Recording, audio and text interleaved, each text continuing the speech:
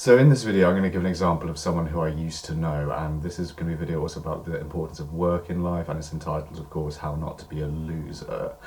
So this person that I used to know, this is very much the archetype of the typical trust fund baby. This is someone who's never worked in their entire lives. And the last time I knew this person, they must have been 26 or 27, and up until that point they'd never had a job. And I think you're doing a great disservice to yourself if you haven't worked in life prior to the age of, probably prior to the age of 18, much less prior to the age of 27. If you're 27 and you've never had a job, a lot of people might envy you actually and say, oh, you must be incredibly lucky then. But I think that you're incredibly unlucky if you find yourself in that position, since work is essential, all forms of work are essential, I think, in turning yourself into the sort of person who can cope in life and who can cope with the rigours and demands of, say, creative projects. And this person is someone who wanted to go on to become a film director, and very typically with certain sorts of creative types, he's the sort of person who does no work at all towards that ambition, and just, I think, sort of wanted it, and just sort of like very lackadaisically wanted it, or wanted to give off the appearance that he wanted that. And really what he wanted from it wasn't the creation of great works of art in the medium of film, I don't think, but the creation of bullshit for money. And what he really wanted was A, money, and B, prestige, which is very interesting, really, from someone who is from a very rich background already. And him and his family, they all sort of live on sort of old family money, I think, and it's all sort of bound up in trust funds, and they go on like lovely holidays and this, that and the other. None of them seem to work, and none of them ever really seem to have ever worked. And yeah, again, it's the sort of life I think that a lot of people might envy, which is sort of the grotesque thing about it, because I don't think there's anything in that at all to envy. I think, yeah, it's the sort of thing that a lot of people would envy, but in reality I think it makes you into a bit of a loser, and it makes you superficial and shallow, and sort of just after the next bit of material wealth. And he's someone who's very, very concerned with material wealth, and very, very concerned with appearances and all this sort of thing. And yeah, wanted to be a film director, and he had all the expensive camera equipment bought for him. He had all the like best laptops and the expensive software, this, that and the other. And I've never actually seen a short film that he's made.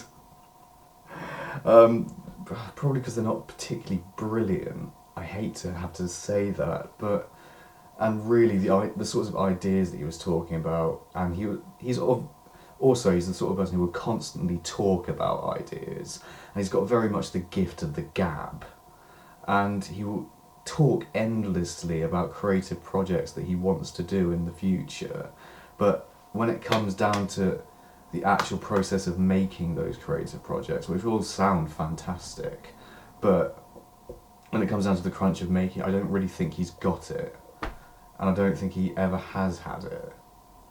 So this is like a sort of creative person who I think you come across from time to time, and they lack talent, and they lack the inclination towards being as determined and being as tenacious as you need to be to really carry through creative projects to their conclusion. Since, I don't know, I'm tempted to say he even could make it as a film director. He certainly couldn't make it as a writer, which I think is what he was confusing himself with. And he was sort of confusing himself with the sort of person like Quentin Tarantino, who writes and directs his own movies, and who really can do everything. Yeah, I don't think he's a sort of a genius on that level. I don't think he's a genius at all, frankly. But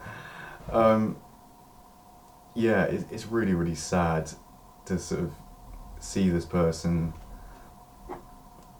devote all this time and energy, which they might as well be spending on trying to make a film, to just thinking about making a film and thinking about being a film director and not actually doing it. And I think the real problem with him is that he's never gotten off his fucking lazy ass and worked at a job that he doesn't particularly like. For instance, I work in catering and hospitality at the moment. I used to work on farms. I actually really enjoyed working on farms, but catering and hospitality is something I don't have any particular passion for, and it's just a sort of a job that I'm doing at the moment to support myself while I pursue a career in writing and stand-up comedy, because it gives me enough time to be able to do that, whereas farming doesn't. But he's never had a job like that, and I think working is a very important way of galvanizing you, and I think it makes you into more of a tenacious person, and it indoctrinates you enough with something that you don't particularly like doing, such that you work on things that you do enjoy doing to a greater extent, and you work harder at the things that you really enjoy and that are really important to you. Because he would never really sort of sit down, knuckle down and work at his films, because he just had an infinite amount of free time at his disposal, it would seem, where he could just fuck off, work on his creative projects and do nothing. And yeah, sit around and watch shitty superhero movies and play video games instead of doing anything about making a fucking film. And when I was sort of growing up with him, so I'd be the one who was always saying, yeah, let's make a film, let's do a short film right now. And he was always like, nah, I don't really want to do this, that, and the other quite yet. And it's always later with him. And it's very much, and always talking about it, but never fucking doing it. And I pointed out the example of Edgar Wright. And Edgar Wright obviously is the director of Hot Fuzz, and he made this sort of student film, he made a film with all of his friends when he was growing up in Wales, and it was a sort of detective thing as well, / with aliens in it. And yeah, it looked it was really good actually, I thought. It's quite funny in places. And you can see his directorial style sort of coming out even then. But he just made a film with all of his friends, and that's the sort of thing I'd have loved to have done. But this guy who I grew up with, who ostensibly at least wanted to be a film director, would never do anything like that, because it will turn out rubbish, you don't have the right equipment and so on and so forth, you don't have enough CGI in it. And it's like, you're a fucking loser. You're a douchebag. A rich sort of idiot who can't, like, pull his finger out of his arse on any sort of, or pull his head out of his arse more like, or pull his finger out and actually crack on with making a piece of creative work. Because he knows with him at the helm, yeah, it probably would turn out shit. But also, when things turn out shit, that's not such a bad thing necessarily, because yeah, you learn from your mistakes, and one thing turns out shit, you move on to the next one, no one remembers your failures. That's the beautiful thing about failure. But move on to the next thing, which you hope is going to be better. Then you do the next thing, which you hope is going to be better still, and so on and so forth, until you actually have practiced enough, crucially, to get to the point where you're producing good work. Do you know what I mean? And like, he'd never do this because he's lazy as fuck, and that's a major malfunction, is that he's lazy and he's overprivileged and spoiled, basically. And he was just sit around and probably, and if he's ever like listening to this, just sit around and sulk and go and just like, and wouldn't really get the message either, and still probably not go out and make a film. So I mean, and he's got all the equipment. The initial conditions are sort of perfect, but the sort of the nub of the talent just isn't there, because I think I'm gonna go on a little diatribe now and say I don't think there's any such thing as talent. Okay, that's my basic position on it. I think there's desire, certainly. There's the desire to do something and to want some, and how much you want something, and if you want something enough, you can probably get it.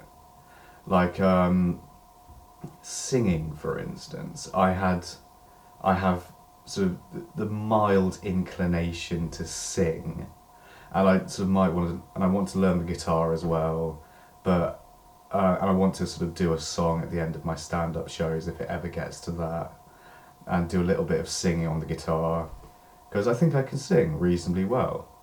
But then loads of people think that, right? But I know also that if I spent a lot of time practicing the guitar and practicing singing, I probably could get quite good at it.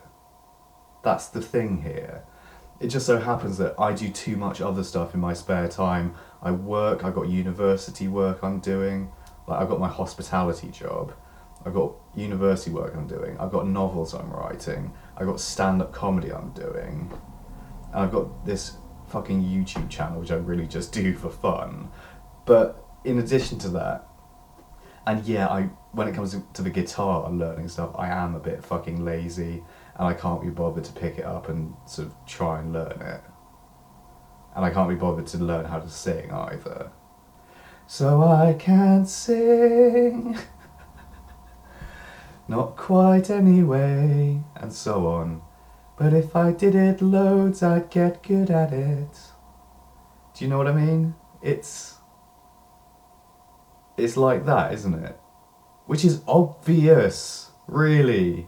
And it's success training, if there is such a thing, and all this self-help bullshit, it focuses around one incredibly obvious point that really everyone knows when they want to get involved in any kind of creative pursuit, or really anything, or athletics, or any kind of process of learning where you have to improve at something consistently over time.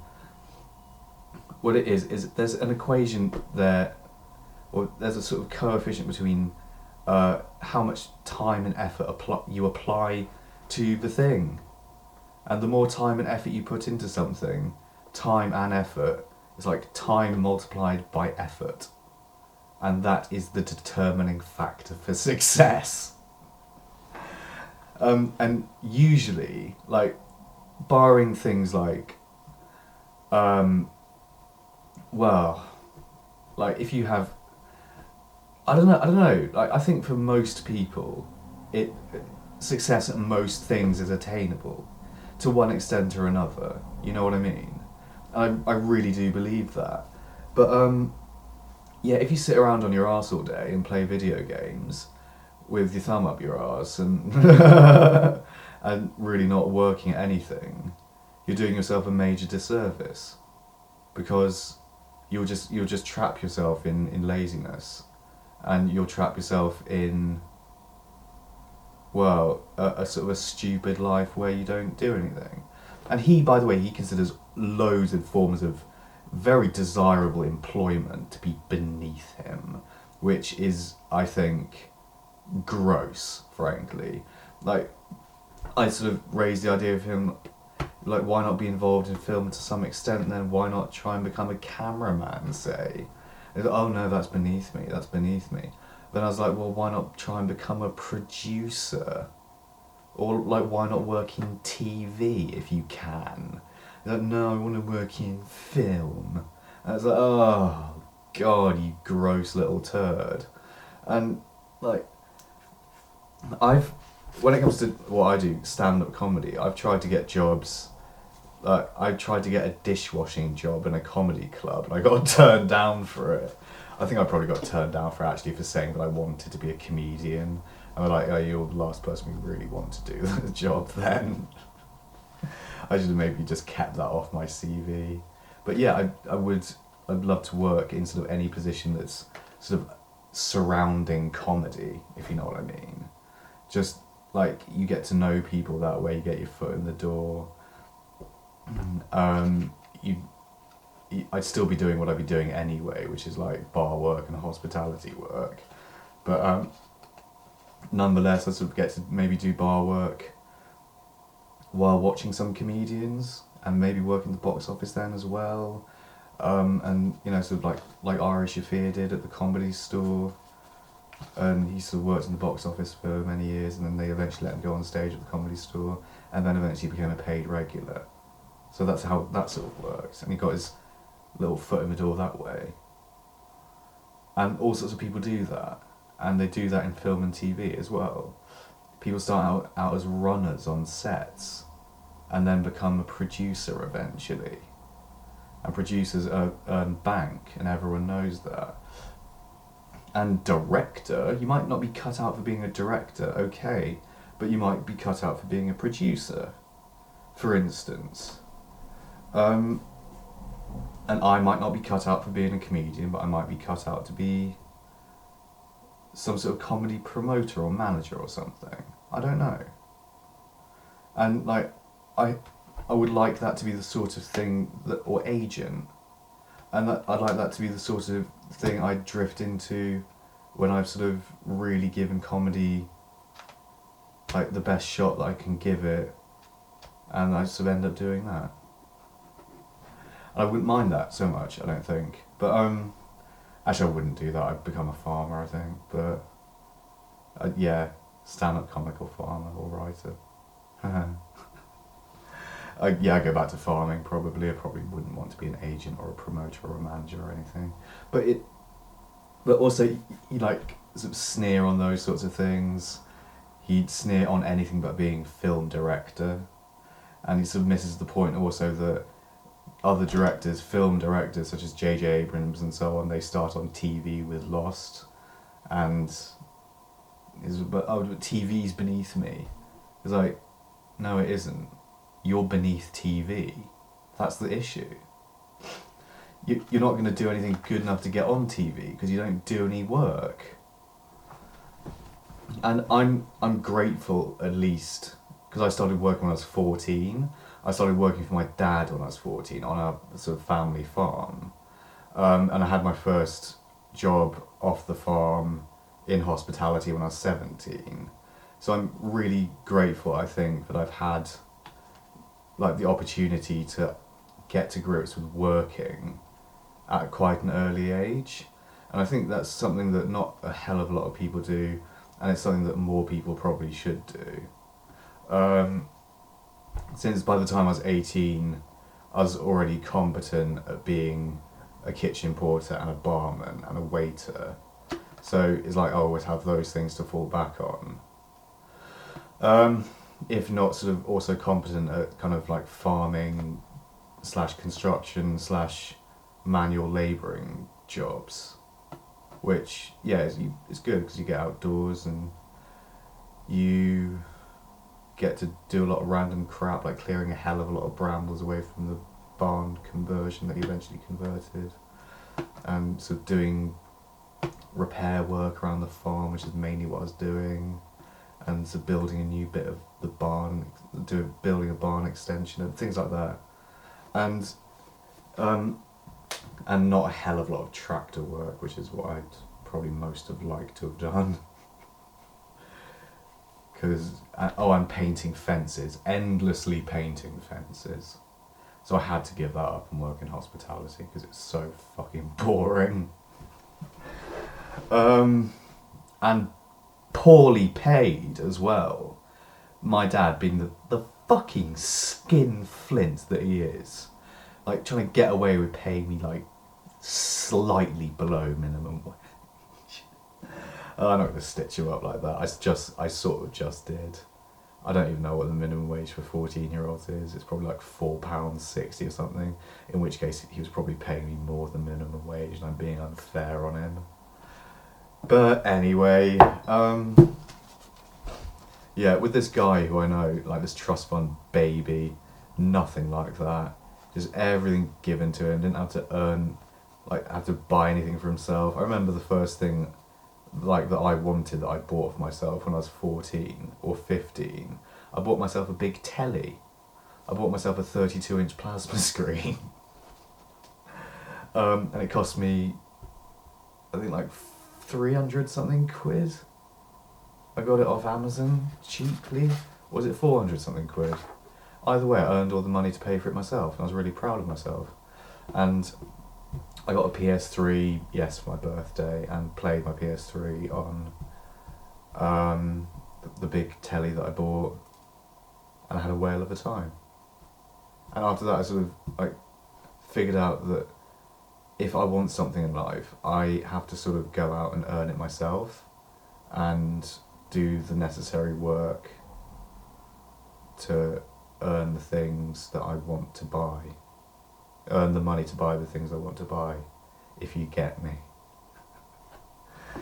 And this dude, he's always like, I want this, I want that, I want like, a really fast car and everything else. And I'm like, well, what are you going to do about it?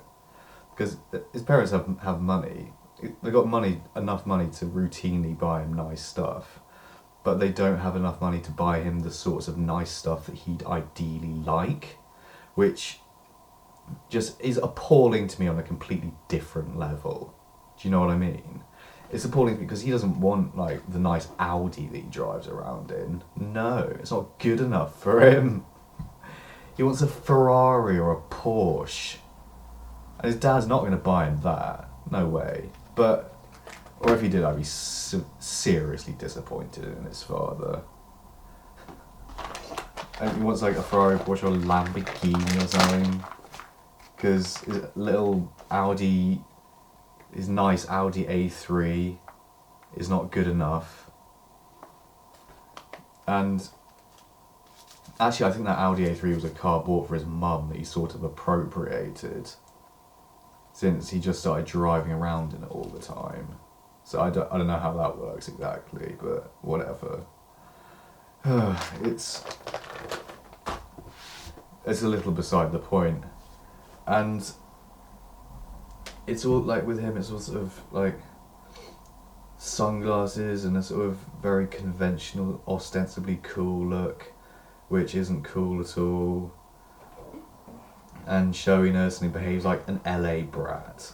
Like the sort of person who's got a daddy in the film industry, and like, daddy will get my film made, and the film that gets made by daddy's connections and so on is undoubtedly going to be dreadful, and the sort of most unworthy piece of art you could possibly imagine, and it sort of gets made horrifically, probably at a horrific expense in terms of money and people's wasted time on this awful piece of shit, and it gets out there and obviously it gets crucified by critics and gets like fucking 3% on Rotten Tomatoes because they had just enough money left over to bribe one of the critics into giving it a somewhat positive review, if you know what I mean. And that, ladies and gentlemen, is the story of how dreadful films are made and how shit ends up on the big screen, or not even on the big screen, but more than likely on the festival circuit. And nowadays it would probably get put online somewhere, or it would be straight to DVD, or it would do whatever, but either way it would get slammed by the critics. And then the way that real films get made, or that good films get made, is that horrendously underpaid writers, directors and producers clubbed together over many years after having failed routinely and working in shitty jobs, and the sort of a perfect storm of those people come together who actually do have talent because they've worked hard enough to have the talent, come together and they make something and it turns out to be really good. Or Kevin Smith gets his car written off in a flood and he uses it to make Clerks. And you get these sort of other bizarre stories. Or Quentin Tarantino sort of fails during most of his 20s until he writes Reservoir Dogs while working in a video store. Just to digress briefly, you can imagine Quentin Tarantino doing that sort of job, can't you? He is the guy from the video store. that sort of nerdy like guy, just with like a sort of like slightly crazed look about him, but who knows everything about films. And he's just like literally watched everything in that video store and can tell you all about it. That's the sort of guy I suppose he is. And then also writes True Romance, gets that sold, but doesn't really have enough money to make Reservoir Dogs, but teams up in a sort of serendipitous manner with what's his name? Lawrence Bender. And then they make Reservoir Dogs after Lawrence Bender secures funding from Miramax for it. So yeah, and that happens, and the rest, as they say, is history. But yeah, there's no way you can like be a Quentin Tarantino type without going through like the misery of failure routinely. Because Quentin Tarantino didn't start out as a talent. He failed a lot. That's the thing. He was always like sort of obsessed with movies. He had a very brief stand-up comedy career, as I understand it, also, which he wasn't particularly good at, or he was kind of good at doing an impression or something. But yeah, and then sort of went into film, and sort of I know that he always, like as a kid, used to sneak into movie theatres to watch films because he couldn't afford it, and so on and so forth. And loved movies, obviously. So it would sort of make sense that a guy like that would become successful. Eventually. But he didn't necessarily start out with talent, but built up talent through failure and through trying hard. And through writing stuff that, yeah, probably wasn't particularly great.